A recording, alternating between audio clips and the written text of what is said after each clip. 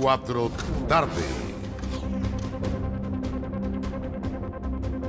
Hasta la revisión de noticias en 24 tarde, con agradables 20 grados en la capital, muy distinto a los últimos días. 22 marca la máxima pronosticada para la Dirección Meteorológica para esta jornada de día viernes 30 de junio, último día del sexto mes del año. Pasemos a revisar cuáles han sido las imágenes, las noticias que han marcado esta jornada. Un verdadero día de furia protagonizó un chofer de buses del sistema Red quien chocó dos vehículos y casi atropelló a una persona. También en información desde el sur del país, un nuevo ataque incendiario en Victoria, región de la Araucanía. Esta vez una capilla católica resultó completamente quemada. Se suma al ataque de ayer en la misma jornada que estuvo en la zona la ministra del Interior, Carolina Toa. Y en Francia aumenta la tensión después de la tercera noche de violentas protestas. Según el Ministerio del Interior, 875 personas fueron detenidas en la nueva jornada de manifestaciones. 249 policías resultaron heridos. Aquí comienza 24 tarde.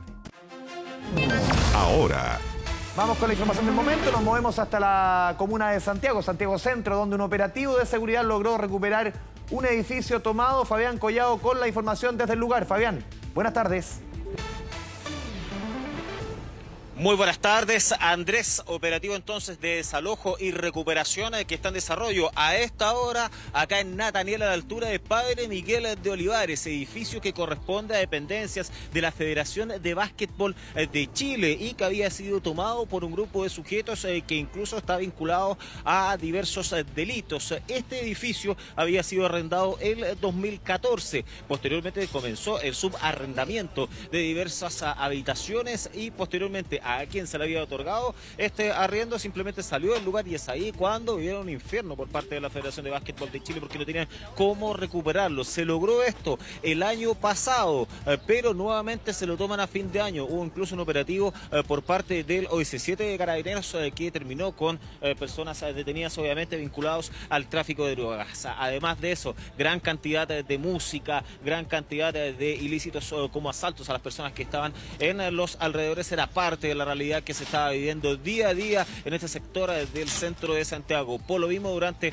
estas últimas horas se llevó a cabo este desalojo y se recuperó este inmueble en operativo en conjunto de seguridad ciudadana de la Municipalidad de Santiago con Carabineros. De todas maneras, lo que se está haciendo, está sacando absolutamente todo lo que había al interior y además clausurándolo, instalando también cámaras de seguridad, que eso es importante con el fin de que no lo vuelvan a tomar. Vamos a revisar declaraciones.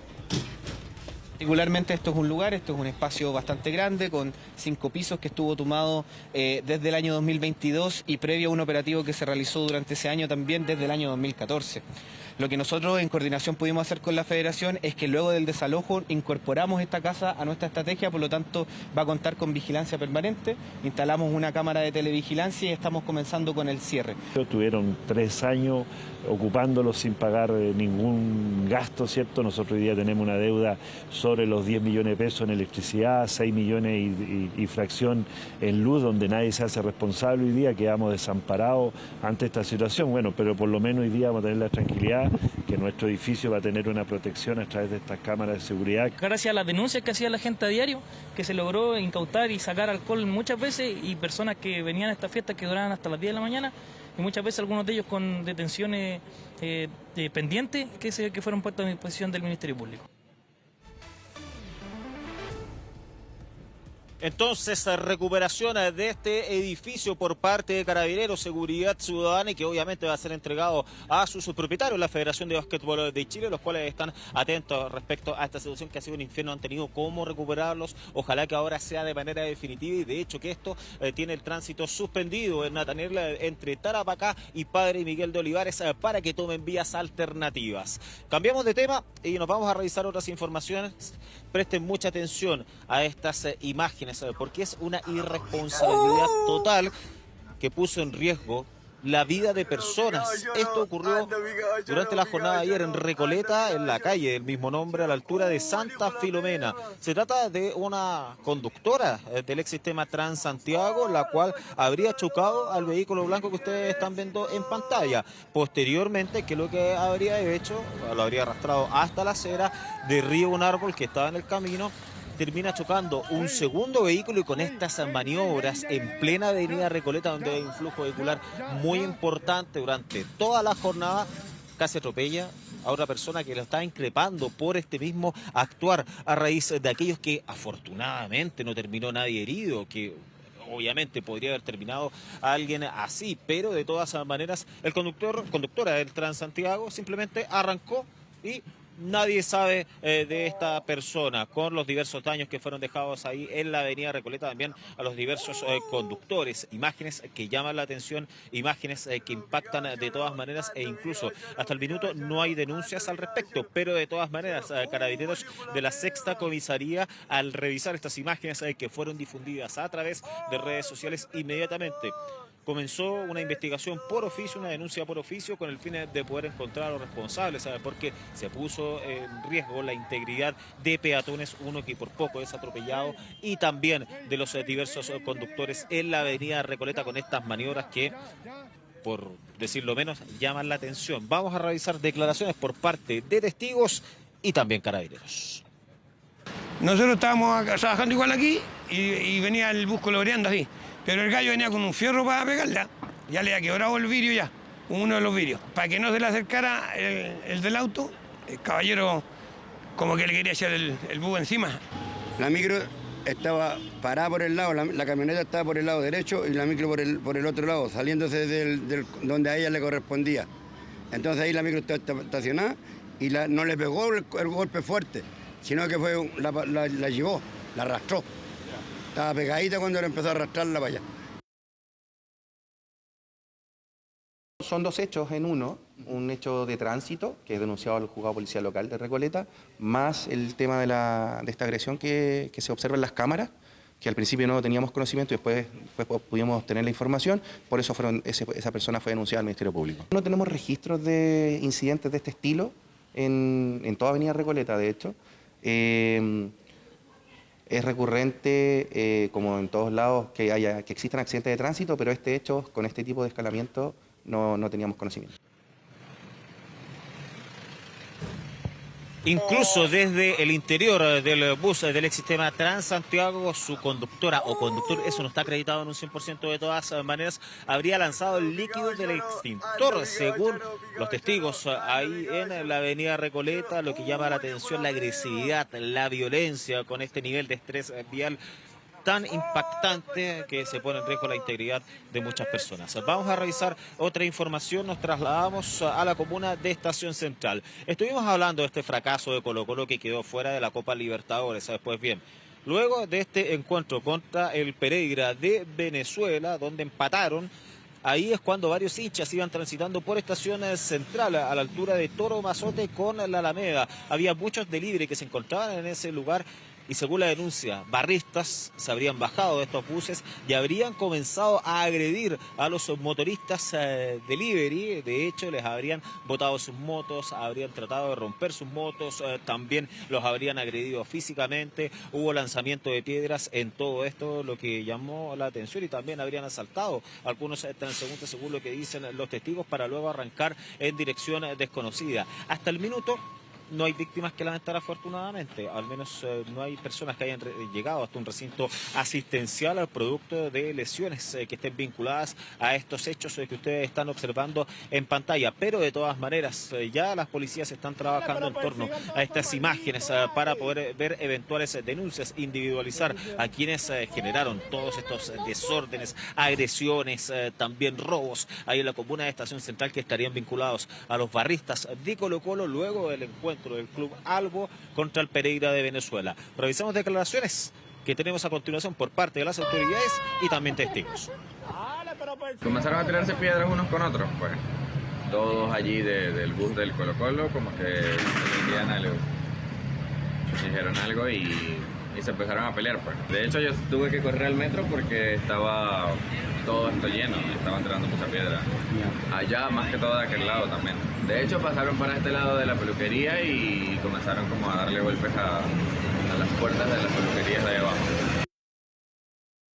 Nosotros lo hemos manifestado en varias ocasiones, el fútbol no es un espacio para cometer delitos ni establecer mecanismos de violencia como forma de solución de conflictos. Acá el día de ayer estuvimos monitoreando durante toda la jornada, ahí queremos agradecer la acción rápida que tuvo COP de Carabineros, que pudo dispersar rápidamente esta situación sin que llegara a mayores. Sin embargo, también un llamado a todos los hinchas de que nos centremos en aspectos deportivos y no en hechos de violencia. Corregimos una información, se trata del partido de Colo-Colo contra el Pereira de Colombia, no de Venezuela, pero en definitiva lo que importa en medio de esta situación es lo que ustedes están viendo en pantalla, impresentable, las agresiones en contra de estos delivery, además asaltos que se podrían haber producido según la denuncia de los diversos testigos en plena Alameda, o sea, estamos hablando a muchísimos kilómetros del Estadio Monumental en la comuna de Macul, ocurre esto que ustedes están viendo en pantalla. Nos trasladamos a la comuna de Puente Alto, todo un operativo que se está realizando por parte de Carabineros, el Grupo de Operaciones Policiales Especiales, los perros especializados, producto de una presunta desgracia y además con el hallazgo de restos humanos. La presunta desgracia fue recibida en una comisaría del sector por parte de la pareja de la víctima. Ambos no residían juntos, pero ella dice que a su pololo no lo había visto hace algunos días, que estaba desaparecido. Por lo mismo, cuando la policía uniformada recibe aquello, va hasta el domicilio de él, que es en el sector del campamento Valle Hermoso de la comuna de Puente Alto, muy cerca de la ribera del río Maipo. Estaba todo desordenado al interior de su inmueble y es ahí donde se percatan que al interior habían restos humanos, los cuales todavía no está confirmado si pertenecen a él o no. Por lo mismo, la policía uniformada, que es lo que ha realizado durante la jornada de ayer y también durante la jornada de hoy, revisar todo el inmueble, también revisar en la ribera del río Maipo para poder verificar todos los restos humanos o los restantes que quedaban de la persona a la cual falleció, y además a poder confirmar o descartar si es que se trata de un asesinato. ¿Por qué lo decimos así? Porque todavía la Fiscalía ha sido cauta en el sentido de poder verificar si es que se trata de un homicidio o la acción de la fauna. Es una situación que tiene que ser investigada y que todavía los equipos investigativos de Carabineros, también la Fiscalía de Alta Complejidad de la zona sur, permanecen en el lugar con el fin de poder esclarecer todos estos hechos y además si es que la persona fallecida corresponde a la misma a la cual se había interpuesto esta denuncia por presunta desgracia. Revisemos declaraciones por parte de los vecinos y también la Fiscalía. Estoy muy aterradora porque pues uno vive acá, tiene sus hijos y uno no, pues se asusta, se aterra porque la verdad no sabemos cómo pasó esto. Vivimos personal muy tranquilo, pues en la parte donde estamos construyendo muy tranquilo. Estamos aterrados. Y bien sorprendidos, la palabra es grande. ¿No saben si él era una persona de por acá, si era un colectivero? No, no hemos sabido. Uno hasta le da cosa preguntar cosas de que uno no quisiera ni... Liminalmente es justamente establecer el modo, el modo operandi por un lado, y por otro lado también si hay alguna intencionalidad, alguna intención, alguna motivación para cometer o no este delito. Pero propiamente tal, es una persona que no tiene antecedentes recientes, no tiene tampoco denuncias recientes, pero sí hay otras líneas investigativas que se están manejando desde ya que podrían haber causado la muerte. Al momento no hay personas detenidas, se está trabajando, por lo mismo tanto los testigos o que se ha tomado declaración, se ha empadronado, es parte propio del proceso de investigación y en ese sentido no les puedo comentar esa pregunta. Investigación entonces en manos de Carabineros que continúa ahí en la comuna de Puente Alto. Nosotros regresamos al centro de Santiago en este operativo de desalojo y recuperación de este edificio que está a mi espalda. Estamos hablando de la Federación de Básquetbol de Chile. Ya el 2014 lo habían arrendado. Posteriormente, con quien tenían el contrato, había salido del lugar, había arrendado diversas habitaciones y posteriormente fue un verdadero infierno para esta Federación de Básquetbol de Chile, ya que no tenían cómo recuperarlo con las acciones judiciales debido a que se lo volvían a tomar. En definitiva, está siendo clausurado en estos instantes y además lo que conlleva todo esto, que es un foco de delitos, música hasta altas horas de la mañana, venta de droga, asaltos que ocurrían acá en Nataniel entre el sector de Tarapacá y Padre Miguel de Olivares, que ya se está haciendo, ojalá, un cierre definitivo de esto para que no lo vuelvan a tomar, y además investigación en torno a los sujetos que han sido detenidos vinculados a la venta de drogas en los últimos operativos del OS7 de Carabineros, con el fin de poder ver la responsabilidad penal en medio de esta toma de un inmueble que ya fue desalojado y que está siendo recuperado en operativo en conjunto con Carabineros y la Municipalidad de Santiago. Reiteramos, para cerrar nuestro despacho, Nataniel está con el tránsito absolutamente suspendido en dirección hacia el sur entre Tarapacá y Padre Miguel de Olivares, producto de todo este operativo que está en desarrollo acá en el centro de Santiago. Seguimos muy atentos a Fabián Collado con la información desde Santiago Centro. Muy buenas tardes. Nos movemos ahora al sur del país. En la Araucanía, desconocidos quemaron una capilla católica en el sector de Alto Quino. Esto es la ruta que une Victoria con Curacautín. En el lugar se encontró una pancarta alusiva a comuneros mapuche que fueron trasladados desde la cárcel de Angol. Ricardo Campos nos cuenta más. Ricardo, lamentablemente una noticia que se repite, lo veíamos ayer durante la visita de la ministra Tobá. ¿Cómo te va? Buenas tardes. Sí, ¿qué tal, Andrés? ¿Cómo les va a todos? Muy buenas tardes. A solo horas nada más, ¿no?, de la ministra del Interior, de la visita de la ministra y también del ministro Jackson a la Araucanía. Este nuevo ataque incendiario, de hecho ayer la ministra iba a visitar a una persona herida, a este trabajador, ¿verdad?, agrícola, un agricultor reconocido de la comuna de Victoria, bueno, a solo metros, a solo kilómetros de ese mismo punto y del hospital donde se mantiene todavía herido este agricultor. Un nuevo ataque incendiario, y nuevamente se refiere también la ministra del Interior a esta situación. Vamos de inmediato a revisar las imágenes captadas durante toda esta jornada de día viernes acá en la región de la Araucanía, donde rige incluso todavía el estado de excepción constitucional, con presencia militar continua en este punto del sur del país. Kilómetro 21 exactamente, sector Alto Quino, entre la comuna de Victoria y Curacautín, es donde se produce este ataque incendiario. Según los testigos, según todo lo recabado durante toda esta madrugada, a las 3 o 4 de la madrugada aproximadamente, llega este grupo indeterminado de individuos en un vehículo, descienden evidentemente del mismo para luego rápidamente ir hasta la capilla católica ubicada en este sector. Ahí el sector Alto Quino hay unas 15 a 20 casas, 20 familias, entre 60 a 80 personas viven en este punto. Es una pequeña comunidad instalada en este lugar donde evidentemente todos los domingos asistían a esta capilla católica ubicada en este punto, que terminó, como ustedes la están viendo en imágenes, reducida completamente a cenizas, con todavía restos de Biblias, de hecho, ubicadas en el sector. La Brigada de Investigaciones Policiales Especiales, la VIP de la Policía de Investigaciones de Angol, llegó hasta el lugar para realizar todas las pericias. Allí fue encontrado también un panfleto, una pancarta alusiva a los presos políticos, a los denominados presos políticos mapuche.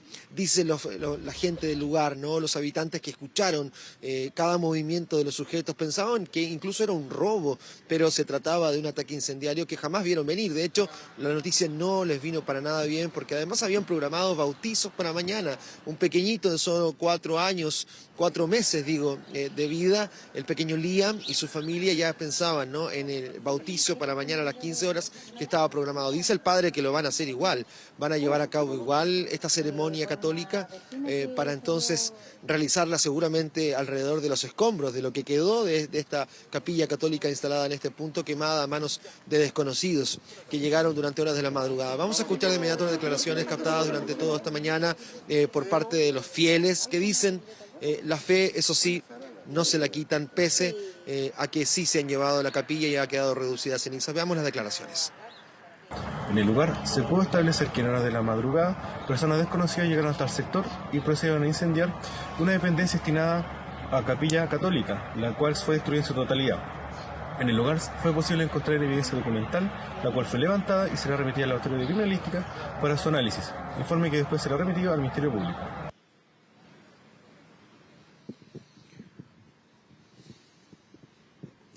Claro, estábamos revisando, ¿no?, las declaraciones de la Policía de Investigaciones, pero claro, yo les decía, les adelantaba, ¿no?, lo que han dicho los fieles, muy afectados producto de esta situación. Llegan los individuos rápidamente con acelerantes y las queman y dejan esta pancarta. Cuando llegaron ya era demasiado tarde, estaba reducida a cenizas. El fuego actuó con mucha rapidez por sobre la Iglesia Católica en este nuevo ataque incendiario. Que han señalado, habló la tía también de este pequeñito de 4 meses, donde decía, ¿no?, que estaba programado el bautizo para mañana. Cómo se va a llevar a cabo lo veremos, bueno, en las próximas horas. Veamos lo que ha dicho la familia y también los fieles tras este ataque a la Iglesia Católica. Cuando llegamos aquí estaba todo en llamas y estaba el lienzo ahí en el cerco. Por lo menos no quemaron la capilla, no quemaron la casa de al lado que vienen unos viejitos. Nosotros siempre pensábamos en ellos, así que salimos al tiro de cuando sentimos todo esto y a ver los viejitos y por lo menos estaban bien. Son cosas que a nosotros nos sirven. Y hacer esto, yo digo, pero porque ¿con qué hacen esta maldad? ¿Qué sacan de quemar las capillitas? Digo yo, si ellos los problemas que tienen tendrán que verlos por otras partes, no por quemar las capillas.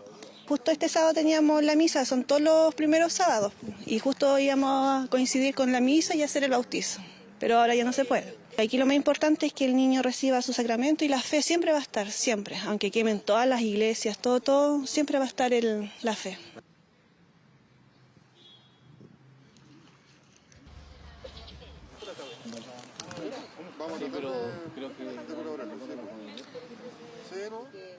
Bueno, palabras de los fieles, ¿no?, que estaban ahí durante la madrugada y también durante la mañana de este día viernes aquí en el propio sector de Alto Quino. También habló la ministra del Interior, Carolina Tovar, respecto de este hecho. Son impresiones que pasamos a revisar de inmediato, pues hubo repercusiones por parte del gobierno. Veamos esa declaración.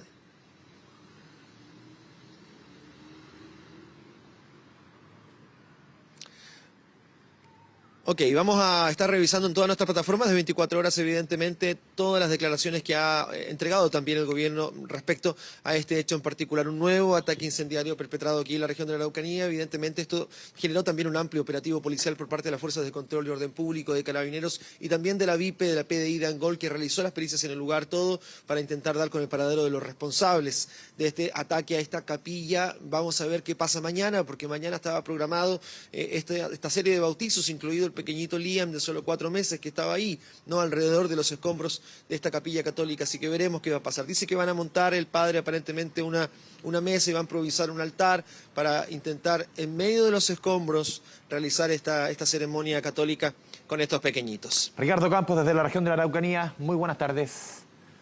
Continuamos en el sur del país. Más de 160 personas participan en la búsqueda de un adulto mayor y un bombero, ambos desaparecidos tras las inundaciones que afectaron al sector de Ancoa. Estos Linares se encontraron sus ropas y pertenencias durante la jornada. Ricardo Muñoz, con más información. Ricardo, buenas tardes.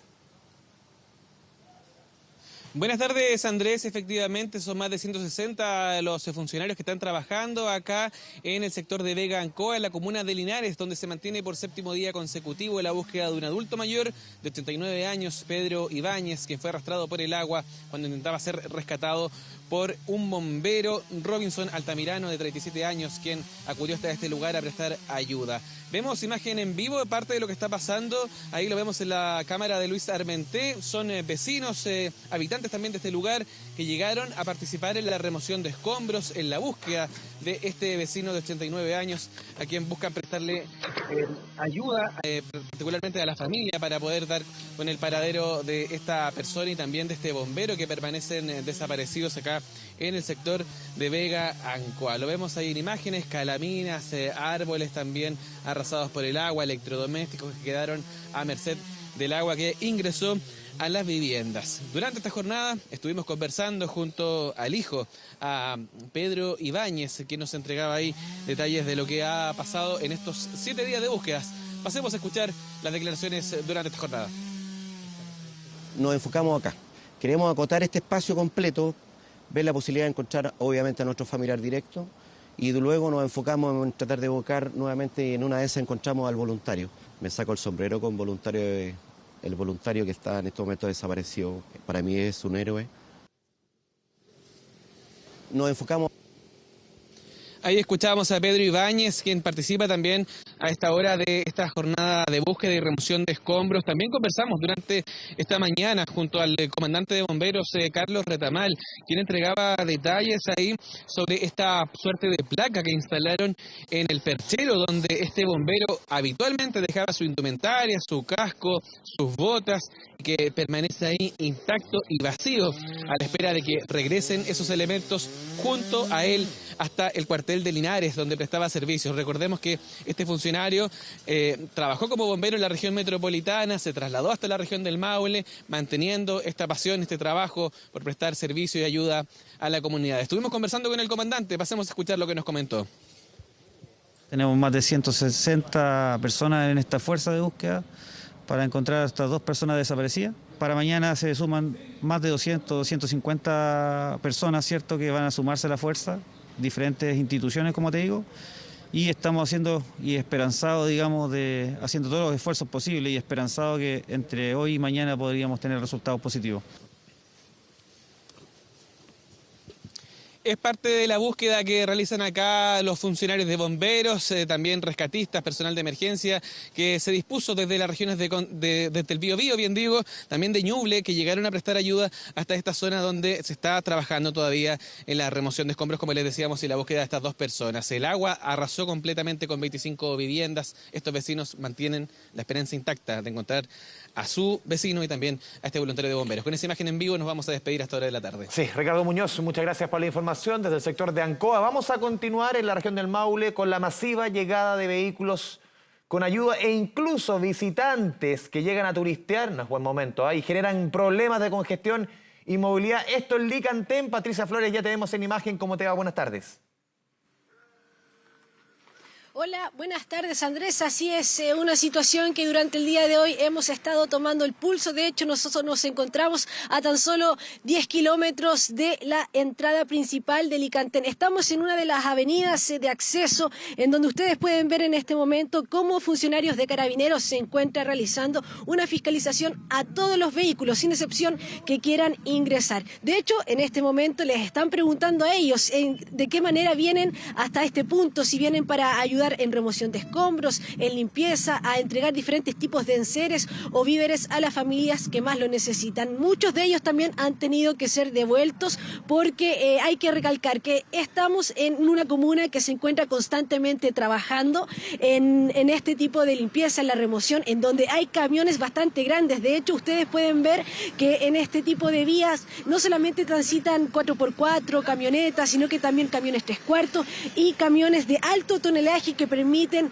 no tan solo en un día, sino que a veces en 5 veces, en 5 vueltas, poder ir y venir para poder dejar los escombros en un sitio de acopio. Nos decían durante esta jornada que para ellos se les facilita bastante que se haga este tipo de fiscalización porque pueden trabajar de manera más tranquila y con ello también agilizar el proceso de restauración en los domicilios que así lo necesiten. Nosotros también en este momento les estamos mostrando cómo se les va a hacer la rutina de preguntas a las personas para que de esa manera puedan ingresar. Se les pregunta a qué vienen. Y ahora vamos a escuchar un poco de esto, que son los documentos. Pero, ¿en qué parte vive usted? En la entrada de Licantén, en la mano izquierda. Pasado ante el Cristo. Ya, adelante. Gracias. Cortito, preguntarte, ¿qué te parece este tipo de preguntas, este filtro para que puedan anda un Volkswagen aquí trabajando? Limpieza, para que ustedes puedan transitar en la comuna? Nada, que es muy bueno, así se agilizan las cosas. Claro, es que yo... Claro, es lo que nosotros hemos estado viendo, no solamente en este punto, sino que en otros 2 que han estado precisamente abocados en esta labor, en donde se les pregunta a qué vienen, a qué van, se han estado trabajando en los programas de limpieza. Pero también los invitamos a escuchar parte de las impresiones durante esta jornada, personas que han estado en estos puntos, así como también transportistas que han ayudado en todas estas labores de remoción de escombros. Ponga mucha atención. Y el tráfico no nos coopera y la gente, mucha gente, claro, se entiende que quiere venir a ayudar, pero tanto vehículo nos gestiona que no podamos trabajar.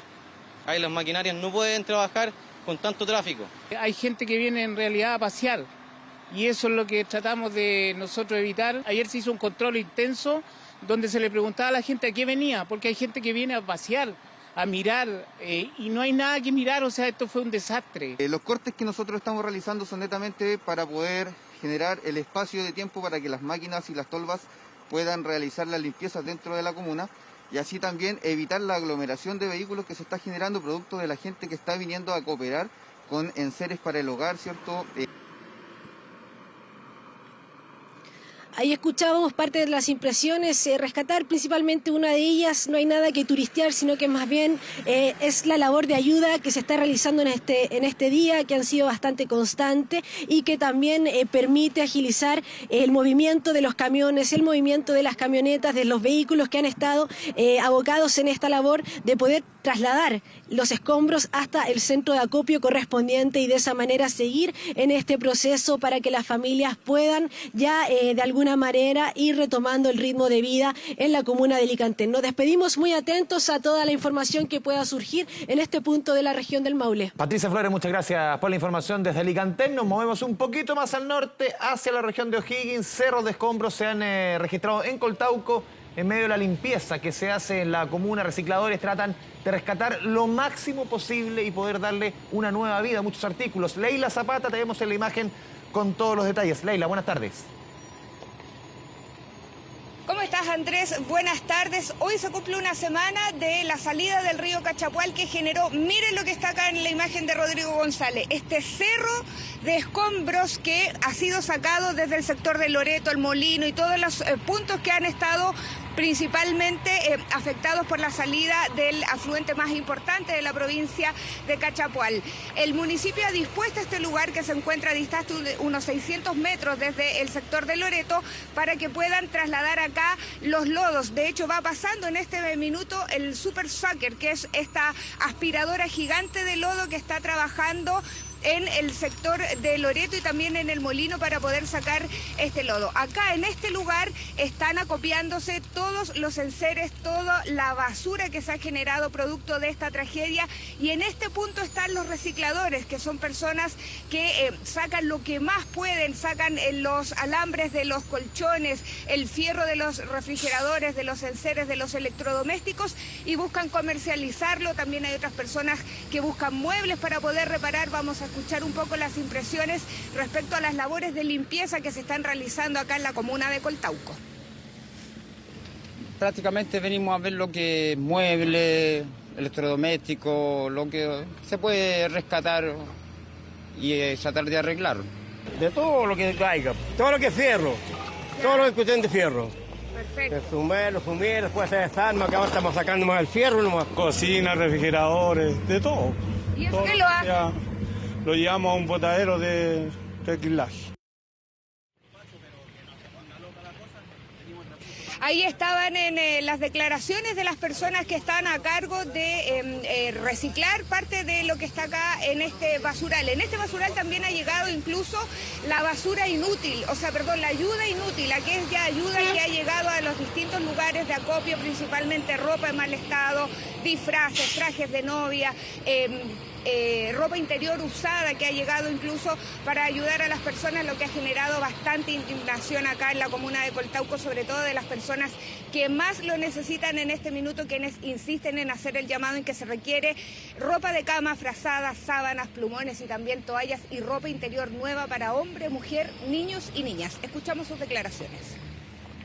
Que necesitaban frazada, ropa de cama, todo eso, porque ya ropa es demasiada la ropa y ropa que de repente no sirve. Allá tienen una rumba que es como ropa de verano. Esa rumba que está allá es como ropa de verano que la dejaron de lado. Entonces yo creo que para la gente damnificada acá es una pena, de verdad que es una pena. Ahí estaban las declaraciones respecto a esta ayuda inútil que ha calificado a las personas acá en Coltauco, que ha generado bastante indignación. Así que reiteramos entonces el llamado a las personas a que van a traer ayuda, que sea ayuda real para estas personas mientras siguen las labores de limpieza. Se estima que mañana estos residuos ya podrían comenzar a salir desde este sector en Coltauco y llegar hacia la disposición final, que va a ser en el relleno sanitario Coligües La Yesca, que se encuentra en la comuna, en el límite de las comunas de Machalí y Requino, donde descargan los residuos domiciliarios 11 comunas acá de la provincia de Cachapual. Se estima que se necesitan 150 camiones de alto tonelaje para poder sacar lo que ustedes ven en cámara, que son estos cerros de basura en lo que se han convertido en los enseres que fueron arrasados por las aguas del río Cachapoal acá en Coltauco, Andrés. Leila Zapata, muchas gracias por el completo informe desde la región de O'Higgins. Seguimos muy atentos con todo lo que esté sucediendo en esta zona que tanto ha sufrido durante los últimos días. Un abrazo a la distancia. Chao, chao. Continuamos con otras informaciones de la jornada. Un joven de 23 años perdió la vida tras recibir 10 disparos, mientras que otro sujeto se encuentra hospitalizado también por heridas de bala. Todo esto en la comuna de La Pintana. De acuerdo con el informe de la Brigada de Homicidios Metropolitana Sur, el incidente tuvo lugar cerca de las 17 horas de ayer en la intersección de las calles El Sembrador con El Bosque. El joven fue trasladado al hospital de Padre Hurtado con la asistencia de vecinos, pero desafortunadamente ya había fallecido al momento de su ingreso. Por otro lado, un hombre de 43 años también fue alcanzado por disparos, esta vez en la región, la zona cervical, y abdominal de su cuerpo. Se encuentra en el mismo hospital con diagnóstico reservado, pero fuera de riesgo vital. Las autoridades están llevando a cabo una investigación para determinar las circunstancias en las que ocurrieron los hechos e identificar a las personas involucradas. El joven fue trasladado hasta el hospital Padre Hurtado con la ayuda de vecinos del sector, lugar al cual ingresó fallecido. Circunstancialmente a lo anterior, un hombre de 43 años también fue herido en la región cervical y abdominal, manteniéndose actualmente en el hospital Padre Hurtado bajo diagnóstico reservado, fuera de riesgo vital.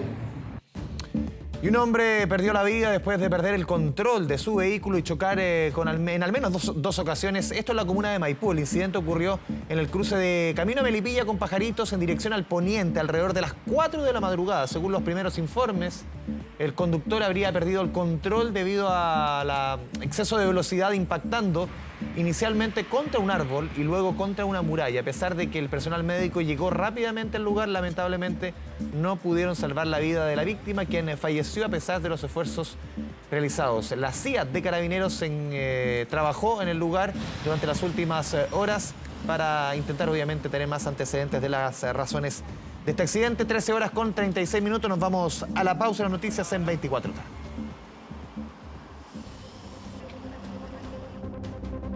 24 tarde. Estamos viendo 24 tarde.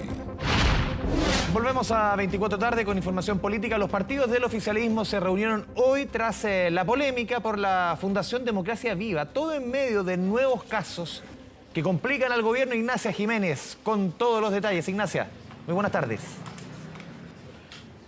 ¿Cómo están? Muy buenas tardes. Un caso que mantiene atentos a los partidos del oficialismo, complicado a Revolución Democrática y también al Ejecutivo. Fue hoy día el ministro de Vivienda, Carlos Montes, el que reiteró la molestia con este caso Democracia Viva, que dice hoy día también ha llevado al MIMBU a cambiar el foco de sus acciones, sobre todo pensando en las actividades que estaba llevando adelante el ministerio y que hoy día tienen al ministro abocado a las investigaciones que han nacido al interior del MIMBU a raíz del caso Democracia Viva. En particular, un nuevo antecedente, el que hoy día mantiene ocupado al ministro, el que tiene que ver con el correo que recibe ayer en la tarde la Seremía de Vivienda de la región de Antofagasta del presidente de la Fundación Democracia Viva, Daniel Andrade, que les comunica la intención de dar término a los contratos de la fundación que generan justamente toda esta investigación y la polémica que ha desatado en las últimas semanas. El ministro aclaró que esto es solo una comunicación inicial, que acá tiene que iniciar un proceso formal que como ministerio ellos ya habían iniciado, sobre todo por la restitución de los dineros que no habían sido utilizados en el convenio y que respecto a los que han sido ya gastados por parte de la fundación tiene que iniciar una revisión de antecedentes. Pero esa no la única arista que ocupa durante esta jornada al ministro de Vivienda, sino también otro caso, otra sospecha que nace en la región, esta vez de Atacama, por una fundación, la Fundación Comprometidos, que se conoce durante estas últimas jornadas que mantiene un convenio con la Seremi de Vivienda de la región de Atacama para entregar agua potable a un campamento de la zona. Sin embargo, el giro de esta fundación en su momento era para actividades veterinarias o de creación de películas. ¿Qué dijo el ministro Montes esta jornada sobre ese caso? Pasemos a revisarlo. La información del norte de Atacama, yo no tengo antecedentes como para decirle una cosa a la otra, no tengo antecedentes como para opinar, y cuando los tenga le voy a poder entregar una opinión, pero principalmente lo que nosotros queremos es que todos los antecedentes que tengamos, incluso los que usted está entregando acá, le lleguen a la Fiscalía, le lleguen a la Justicia para que la investigación tenga más profundidad y más densidad. Me parece indignante, y en muchos campamentos se cobra el agua, y a veces se cobra incluso por personas que trafican con el agua, no organismos públicos, sino que trafican con el agua personas que compran y venden. O sea, eso lo hemos combatido permanentemente, porque en todas partes es indignante. Sin embargo, si esto es a partir de un proyecto público, con mayor razón, pero hay que tener los antecedentes antes de sacar conclusiones sin mayor información.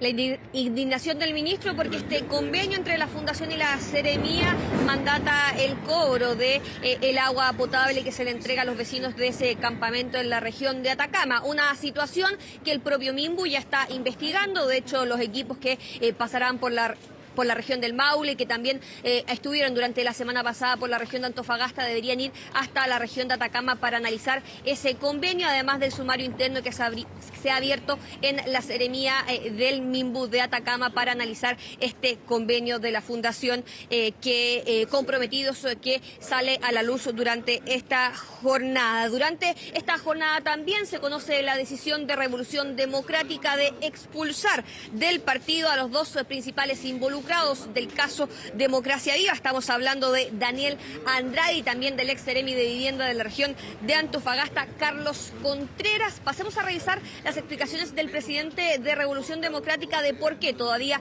no se revisa la suspensión o la solicitud de suspensión de militancia de la diputada Catalina Pérez, también involucrada en este caso. El Tribunal Supremo tiene sus tiempos, tiene un debido proceso y ayer resolvió esta decisión, lo cual valoramos que nuestro órgano disciplinario haya tomado el caso con la celeridad, la urgencia que lo amerita, pero al mismo tiempo con un debido proceso. Respecto a las otras causas, están en proceso porque son causas distintas, se presentaron de manera distinta y en el caso de la diputada Catalina Pérez se solicita como medida cautelar la suspensión de su militancia mientras se investiga el caso. El caso Democracia Viva también tiene puesto los focos sobre lo que fue la campaña para el apruebo realizada por el oficialismo y en particular sobre su coordinador Felipe Hauser, que en una carta notificó de la participación de Democracia Viva como parte de las fundaciones receptoras de recursos para esa campaña. Hoy día el Servicio Electoral ha iniciado una investigación para analizar el rol de Democracia Viva y también del ex coordinador del apruebo dentro de esa campaña. Los partidos hoy día aseguran que ellos no estaban al tanto de que la Fundación Democracia Viva haya sido una de las recaudadoras de estos recursos. Pasemos a revisar lo que señalaron. Nosotros no tuvimos un rol en relación al comando, por lo tanto ignoro el funcionamiento del mismo. Aquí como partido político nosotros hicimos nuestros aportes de acuerdo a la ley del CERVEL, se rindieron, están todos aprobados y no tengo ningún conocimiento de lo que de la carta aquella del contenido, digamos, que mandó Joyce. No sabía específicamente que Democracia Viva Aracha era parte de las fundaciones que participaban dentro de la campaña de la prueba. O sea, eran varias organizaciones que participaban dentro de la campaña, pero yo no sabía que esta era una de ellas. Un caso que sabemos ha mantenido durante estas últimas días un análisis dentro del oficialismo de la situación, una conversación que hoy día también tienen con el presidente de Revolución Democrática para conocer las acciones que se han tomado dentro de ese partido. Eso sí, ya desde el oficialismo hacían un llamado a Chile Vamos, también al Partido Republicano, a no hacer un aprovechamiento político de esta situación ante los anuncios de análisis de parlamentarios de esos sectores de eventuales acusaciones constitucionales o interpelaciones en contra del ministro de Vivienda, Carlos Montes, que hoy día también lidera las investigaciones internas del Ministerio de Vivienda a raíz de este caso. Claro, así lo sugirió hoy día el presidente de la UDI, Javier Macaya, en entrevista con Cooperativa, de una eventual acusación constitucional contra el ministro Carlos Montes. Ignacia Jiménez, muchas gracias por la información. Muy buenas tardes, 13 horas con 50 minutos. Nos vamos a la pausa y al regreso toda la información del mundo. Lo que está sucediendo en Brasil con Jair Bolsonaro y las protestas en Francia. Vamos y volvemos.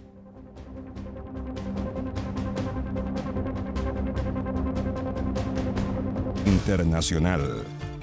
Volvemos con información del mundo, lo decíamos antes de ir a la pausa, lo que está sucediendo en Brasil con Jair Bolsonaro y las protestas en Francia. Andrea Aguilar me acompaña en el estudio. Andrea, buenas tardes. ¿Cómo estás, Andrés? Muy buenas tardes. Dos hechos que marcan esta jornada. El primero se produce entonces gracias al Tribunal Superior Electoral.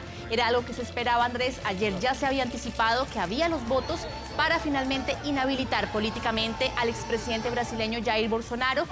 Finalmente, una inhabilitación que va a durar hasta el año 2030. ¿Por qué se le inhabilita? Para entender el caso. Hay dos casos. Uno es abuso de poder, porque hay una reunión clave, Andrés, que se produce justamente hace un año, en julio, cuando él cita a todo el cuerpo diplomático presente en Brasilia, a todos los embajadores de todos los países, y hace una reunión que, de hecho, la jueza que lo inhabilita hoy dice que era prácticamente un monólogo en donde él hablaba y prácticamente hacía una cantidad de críticas al sistema judicial, al sistema electoral, que en ese momento él era uno de los abanderados de que el sistema no iba a funcionar, siguiendo un poco los pasos también del expresidente Donald Trump, que había desacreditado el sistema electoral, previendo una estrecha derrota, que fue lo que finalmente tuvimos el año pasado. Por un lado está ese abuso de poder, también se habla de abuso de fondos públicos, de hechos de corrupción, pero particularmente todo el eje, el escándalo que rodea a Bolsonaro tiene que ver con esa reunión, con haber desacreditado frente al resto de los países el sistema electoral brasileño. Hay que recordar que su partido, el Partido Liberal, fue sancionado después de las elecciones, recordemos también, por situaciones similares, por poner en entredicho los resultados y dejar entrever de que aquí se habían falsificado votos o que había corrupción, por ejemplo, en el conteo de votos, en el sistema de votación.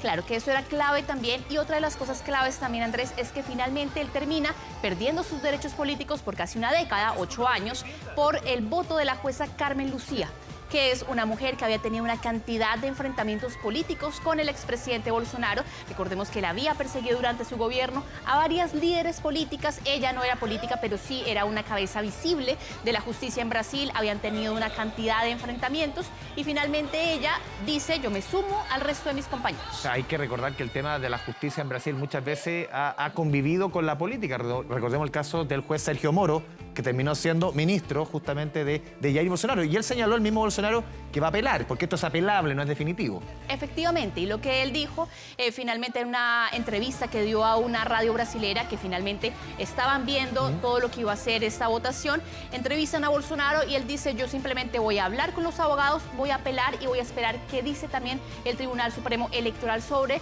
esta apelación. Finalmente, repasemos parte de las declaraciones que entregaba justamente la jueza, que dejó sin derechos políticos por 8 años a Bolsonaro. De pronto, con todas as vênias do eminente ministro Raúl Araújo. Inmediatamente, con todo respeto al ministro Raúl Araujo, les anuncio a los señores magistrados que estoy siguiendo al juez principal en el caso, al apoyar la aplicación de la sanción de inhabilitar al primer demandado, Jair Messias Bolsonaro, y declarando infundada la solicitud del segundo demandado, Walter Souza Braga Neto. Bueno, Bolsonaro ya sabía prácticamente qué era lo que iba a suceder. De hecho, durante esa entrevista también califica todo lo que sucede como una puñalada por la espalda, un resultado de una votación que finalmente 5 de los jueces votan para que él pierda los derechos políticos durante 8 años.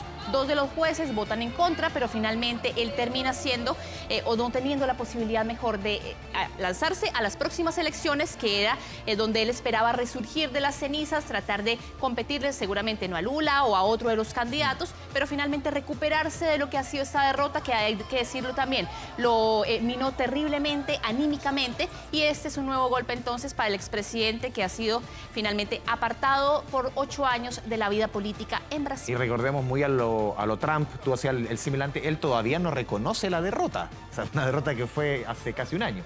Efectivamente, y él finalmente no reconoce la derrota y dice que esto es una persecución política, así que el libreto calcado de Estados Unidos.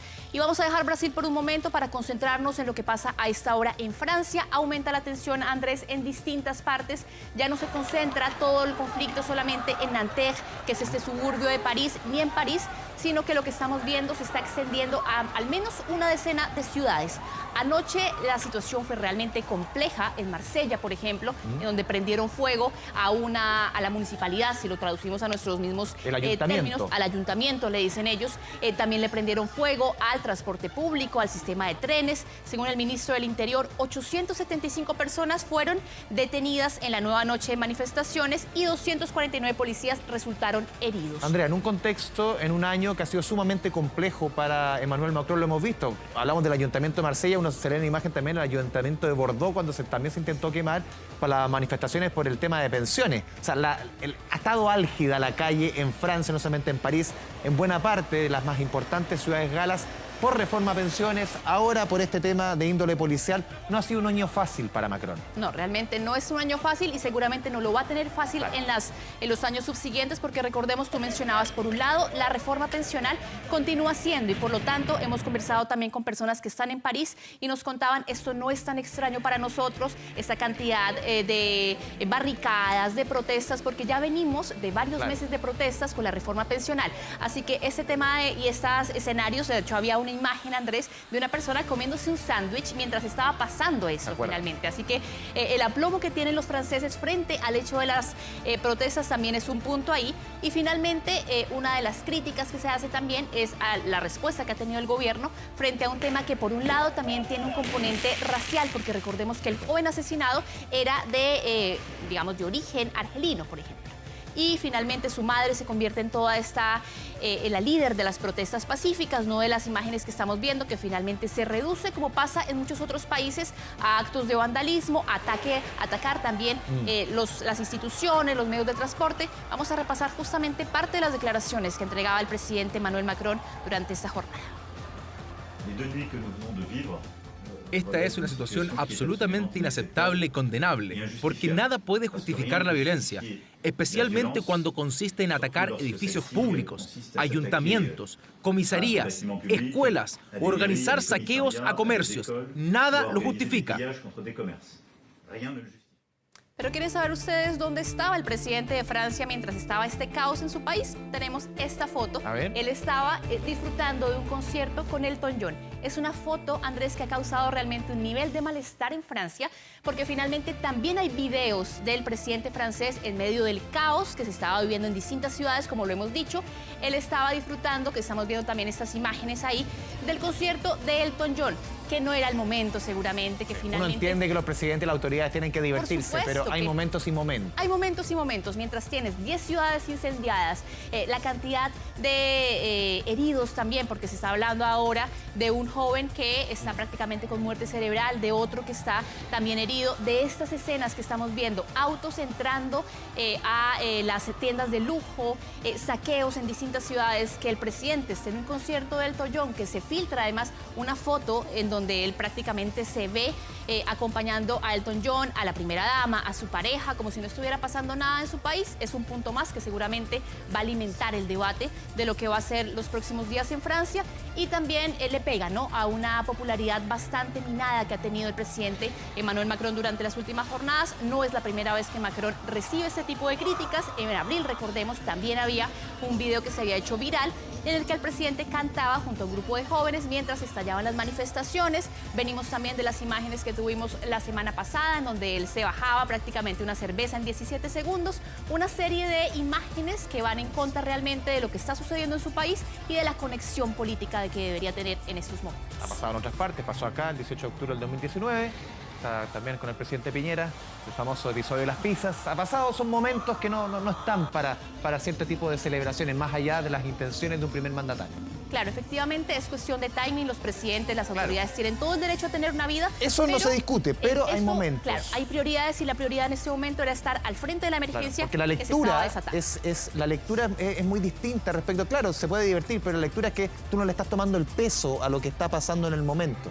Claro, que es una desconexión política, que es lo que han dicho muchos franceses. Le piden también a Macron, que él dice, parte de lo que ha sucedido también con la reforma pensional tenía que ver con una desconexión política que él tenía con la gente y que finalmente lo saca a las calles. Vamos a seguir hablando de inhabilitaciones políticas. En este caso, una de las principales figuras de la oposición venezolana, María Corina Machado, Andrés, ha sido inhabilitada por 15 años.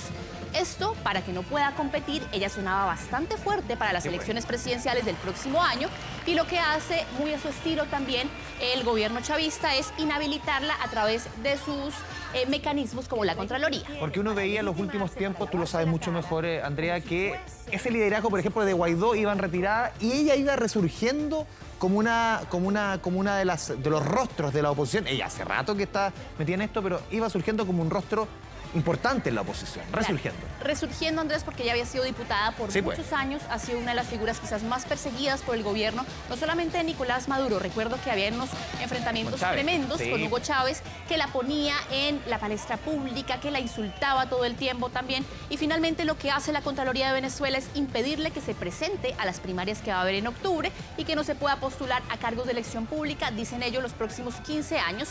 Un panorama, Andrés, muy similar a lo que han sufrido otros líderes de la oposición. Guaidó, Capriles, el mismo Leopoldo López, sigue ahora María Corina Machado, que han tenido que o salir, vivir exiliados o finalmente quedarse y estar resistiendo en Venezuela. Y la información la dio a conocer finalmente el diputado chavista José Brito en la sede de la Asamblea Nacional. También recordemos además lo que ha pasado, y es que estamos a puertas de esa campaña presidencial finalmente en Venezuela. Y hay otra polémica servida, nos vamos hasta ahora hasta Estados Unidos, porque la Corte Suprema de este país anuló. Es impresionante, Andrés, porque además es algo que toca muchísimo la discriminación positiva. Exacto, a distintos líderes políticos, y es que las universidades ya no van a tener esa admisión que se le garantizaba a ciertos grupos, por ejemplo, por ser afroamericano, por ser asiático, por ser hispano, habían unos cupos garantizados a ciertas universidades, al sistema, digamos, universitario. Y eso al final tiene una lógica, Andrea, porque no solamente en los campos universitarios, en el mundo laboral, de acuerdo a quienes defienden estas posturas, es que te asegura una variedad en quienes trabajan en diferentes estamentos, tanto en temas de género como en temas raciales, entre comillas, te asegura tener lo más variopinto posible. Claro, y efectivamente lo que sale es que con estos 3 votos contra 6, recordemos además, Andrés, que es una corte que está liderada por magistrados conservadores nombrados por el expresidente Donald Trump, que de hecho fue uno de los pocos políticos que celebró esto, al menos obviamente en el nivel que él tiene, porque los republicanos celebraron esta decisión que fue criticada por el gobierno de Joe Biden, que la misma ex primera dama Michelle Obama también dijo que era una medida injusta, que iba en contra de la historia afroamericana, de que esas personas tengan realmente un cupo en las universidades por el hecho de venir de una minoría finalmente. Y lo que dice también esta decisión ha provocado opiniones divididas. Algunos grupos se opusieron a la medida, argumentando que está garantizada la igualdad, y otros dicen que esto va a acabar con la discriminación positiva. Recordemos además que esto parte de 2 demandas que llegan a la Corte Suprema, un lado por la Universidad de Harvard y por otro lado la Universidad de Carolina del Norte, en donde había, por ejemplo, uno de los grupos asiáticos que decía que había poca posibilidad que los asiáticos llegaran y que se le daba más a los afroamericanos o a los latinos. Finalmente, un debate servido, y que también estamos hablando de una corte que durante esta misma semana ha bloqueado el programa de condonación de los créditos universitarios, ha ido en contra de derechos, por ejemplo, de la protección y la limitación de la población LGBTQ+. Y finalmente es una corte que ha sido bien cuestionada, al menos por el gobierno de Joe Biden. Y vamos ahora a una imagen impactante que nos deja esta jornada. Un dron capturó el impresionante momento en el que una curiosa ballena se enfrenta a un kayak. Realmente de estos videos, Andrés, que uno dice, qué lindo encontrarte con una ballena, qué temor estar en un kayak y que pase ese animal tan enorme finalmente por tu lado. Uno dice, claro, es lindo, pero es lindo verlo. Lindo verlo, es muy lindo verlo, da mucho miedo. Esto pasa en las aguas de Bondi Beach, en Australia, y las imágenes se ve la ballena nadando, como estamos viendo ahí, en aguas muy poco profundas, cerca de la playa de la ciudad de Sydney, mientras que también se ve esta persona nadando cerca. Quien grabó el video asegura que en esta época del año siempre se ven este tipo de encuentros, afortunadamente nunca pasa a mayores, y hay un ejemplo de coexistencia y de respeto también a los océanos, y este tipo de mamífero migra hacia el norte desde el océano Antártico y hacia la costa de Australia durante los meses de junio y agosto, así que es muy probablemente que volvamos a ver este tipo de imágenes. Y vamos a terminar con otra imagen también, y tiene que ver, Andrés, con este tierno registro de un fotógrafo de este osito polar que se ve cómo disfruta además, y se muestra en redes sociales. Florian Ledoux, que es un fotógrafo francés, se autodenomina como un obsesionado con todo lo que tiene que ver con lo polar. Publicó este registro que ya tiene 11.000 likes, y en él se ve este osito que estamos viendo nadando, divirtiéndose además. El fotógrafo explica que una vez que pasa el duro invierno y llegan los días más fáciles, Brasiles es muy normal ver ese tipo de imágenes, verlos al borde del hielo, además nadando, y agrega que estos ositos son muy capaces de divertirse solos, que no son gregarios, sino que ellos mismos tienen su diversión, como lo podemos ver en este video, donde vemos a este osito asomando la cabeza por este agujero. Me acordé del osito, ¿te acuerdas de la imagen del oso polar después de la hibernación que salió? El de Ucrania, ese Sí, estaba mucho sí. menos divertido, al Ya. menos. Ese se ve en toda su expresión de la diversión. Ay, este es como el oso, el otro era como el oso de fin de mes, este de principio de mes, recién pagado. Claro. ¿Ah? Ya, Andrea Aguilar, muchas gracias. Que estén bien, buenas tardes. Nos vamos a la pausa en 24 tarde con el osito disfrutando de los hielos 2,11. Volvemos con información económica.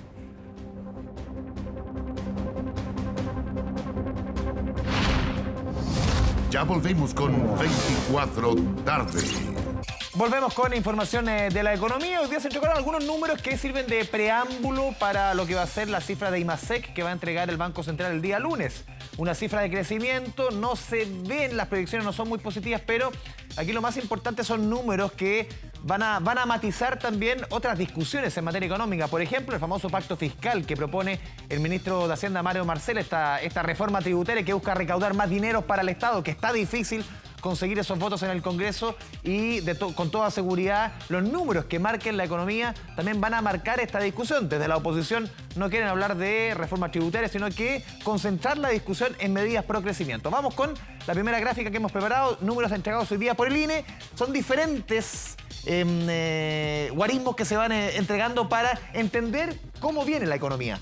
Producción industrial en el mes de mayo, una caída de 4,5%, una fuerte contracción de la producción industrial en nuestra economía. Este es el cuarto mes consecutivo de caídas, marca un poco el derrotero que ha seguido la economía chilena. Es un mal pronóstico para el IMASEC, lo decíamos, del mes de mayo. Después les voy a entregar más o menos cuál es la proyección, las expectativas, las estimaciones del mercado. Vamos con la siguiente estación para ir sector por sector. La producción industrial se descompone en varios subsectores. Por ejemplo, la minería, que cae en mayo un 9,2%. Importante, cae en un sector importante para nuestra economía. La industria manufacturera también se contrae 1,2%, y también el sector de electricidad, gas y agua también cae un 2%. No había ocurrido prácticamente en los últimos meses que todos estos sectores confluyeran un solo mes con casi puras caídas. También vemos la siguiente estación, qué sucedió con el comercio, un sector que hace rato viene apretado después de la inyección de liquidez que significaba el año 2021 y parte del 2022,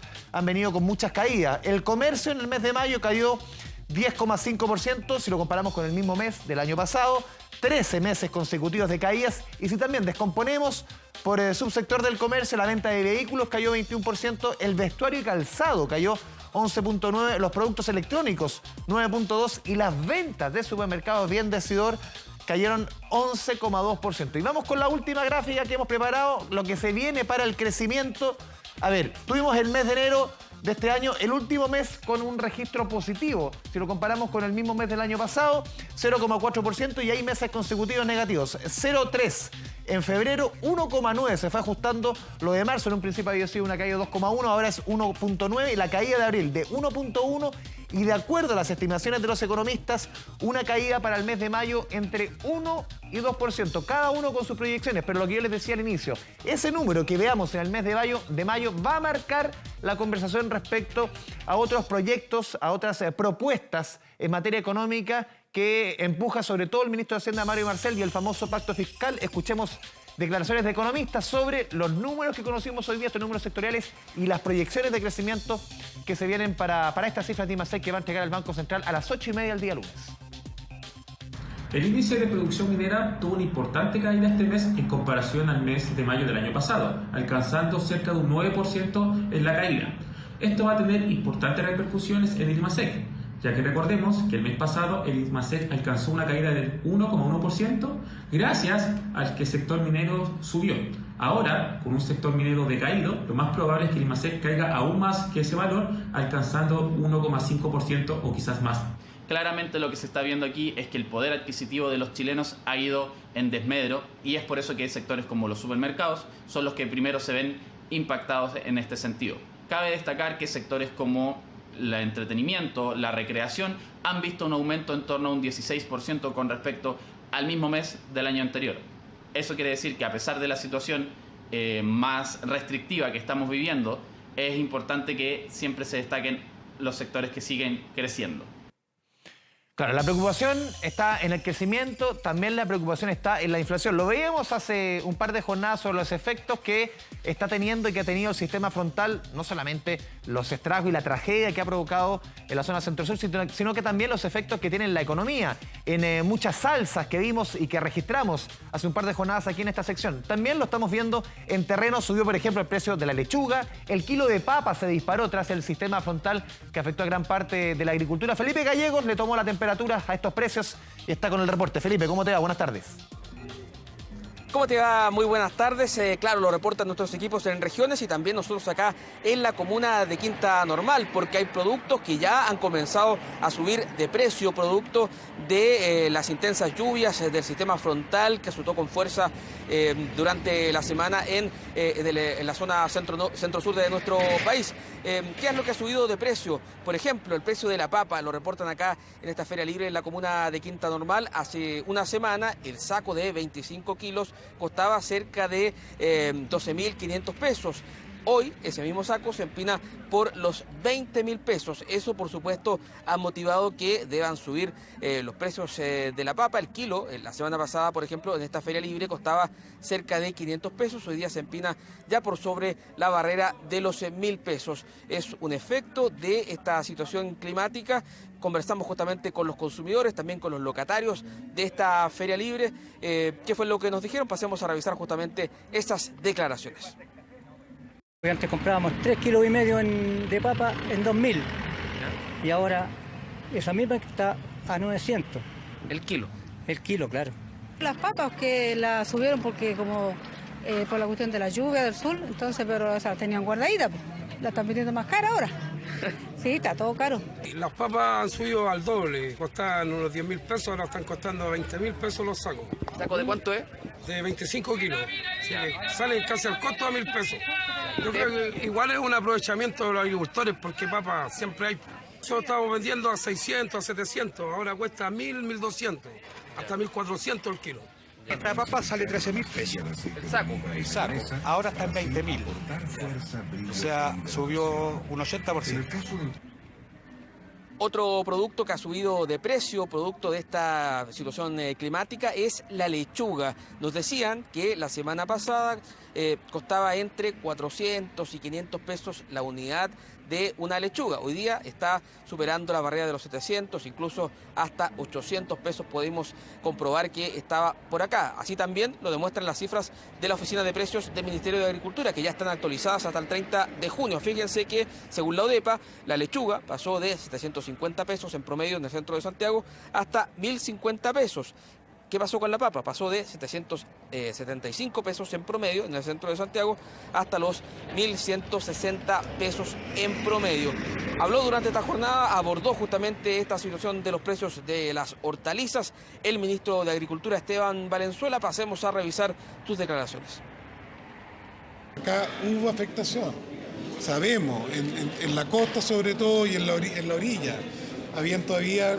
quedaba algo de cosecha de maíz, se perdieron repollos, se perdieron también coliflores, zanahorias, etc. Entonces, como hemos dicho, teniendo un matiz ahí con el exministro Walker, un matiz, va a haber algún nivel de afectación de precio. En general, lo que reportan los locatarios acá en esta feria libre es que los precios de gran mayoría de los productos aún siguen resistiendo, se han mantenido, principalmente las frutas, pero hay otras hortalizas que ya han comenzado a variar sus precios y principalmente llama la atención la situación del precio de la papa, que lamentablemente está subiendo de precio y ya lo detectan los consumidores. Felipe Gallegos, muchas gracias por la información. Seguimos preocupados por el tema de la inflación, por el tema de los precios y también preocupados por lo que va a suceder, lo decíamos el lunes, con las cifras de crecimiento que va a entregar el Banco Central de Lima SEC, se pronostica una caída entre 1 y 2% en el crecimiento de nuestra economía. Vamos a cambiar de tema, vamos a hablar de otras noticias de la contingencia. 3 de cada 5 estudiantes de quinto básico muestra prevalencia a la obesidad y obesidad severa. Esto según el Mapa Nutricional 2022 realizado por la Junaed. Dani Linares con más detalles. Don Dani, ¿cómo le va? Buenas tardes.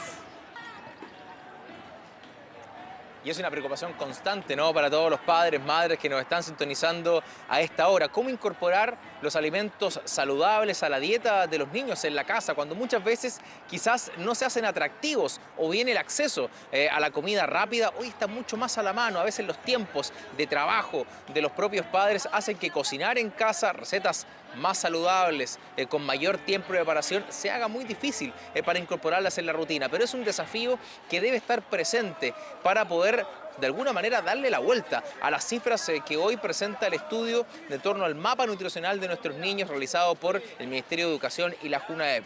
Hay dos elementos y quizás ver el lado del vaso medio lleno es que el estado nutricional normal ha aumentado en un 7% y la obesidad ha disminuido en un 4.8%. Sin embargo, todavía se ven índices de prevalencia de obesidad importantes, sobre todo en niveles como los de prekinder, kinder y primero básico. Es ahí donde los niveles de obesidad severa se hacen presentes. Y en el caso del quinto básico, también la cifra no deja de llamar la atención. El 60% de los estudiantes tienen obesidad. Es un dato importante porque todavía están a tiempo de poder modificar aquello. En las casas, también en los colegios se está haciendo el trabajo de poder modificar la pauta alimentaria que entrega la JUNAEP día tras día, incorporando más ensaladas, más frutas, más elementos saludables a la dieta. Cómo poder, de alguna manera, nos decían los padres, camuflar, ¿no?, las legumbres, las verduras que a veces son rechazadas por los niños. Bueno, conversamos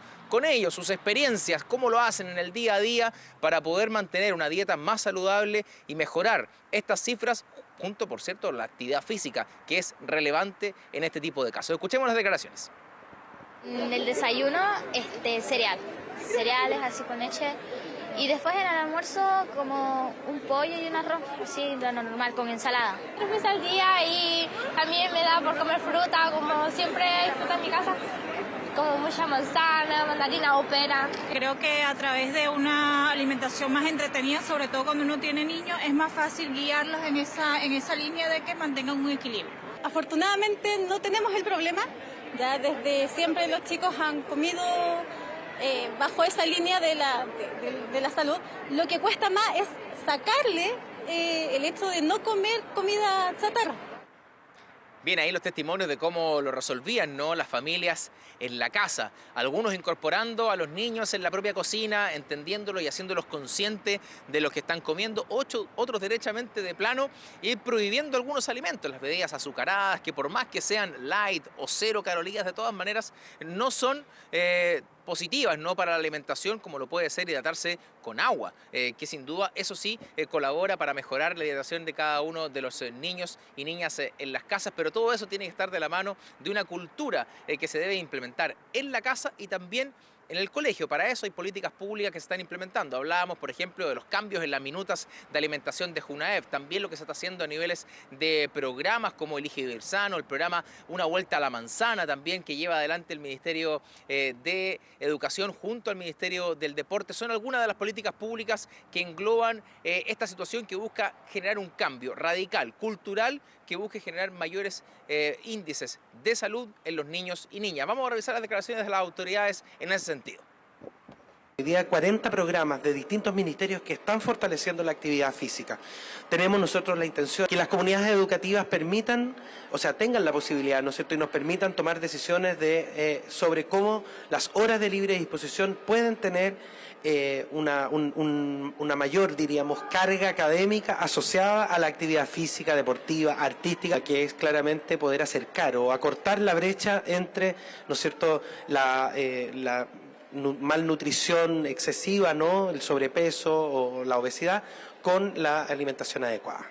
Si bien mejoró la situación de los estudiantes de kinder, de prekinder, de primero básico, de primero medio y de quinto básico, aún no es suficiente. Tenemos 6 de cada 10 niños de quinto básico que están con malnutrición por exceso, y eso todavía es preocupante, que un 28% de los estudiantes con mayor vulnerabilidad tienen mayor riesgo a tener retraso en talla, o un 18,5% tienen mayor riesgo a tener obesidad, nos obliga obviamente a focalizar también la política pública.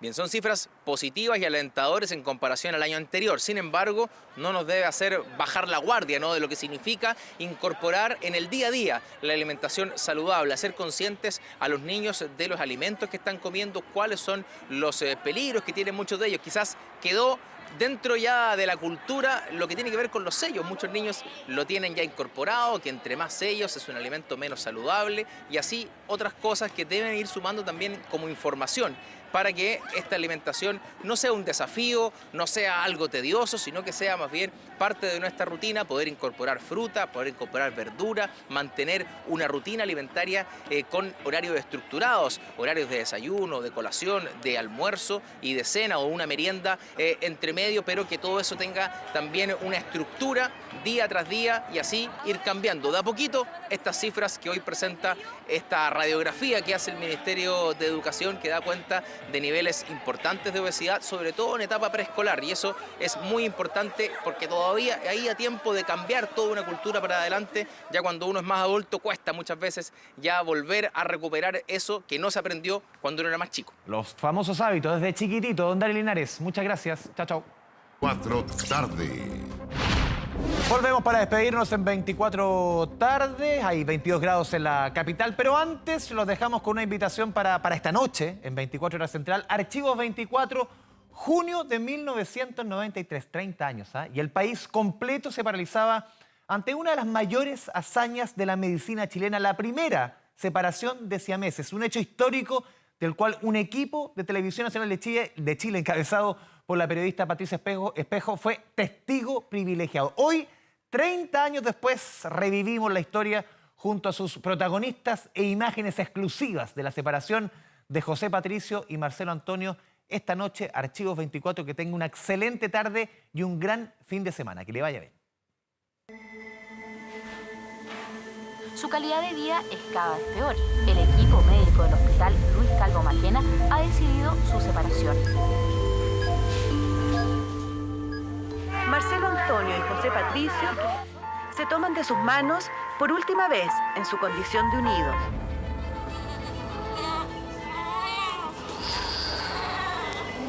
Los meses previos fueron muy intensos.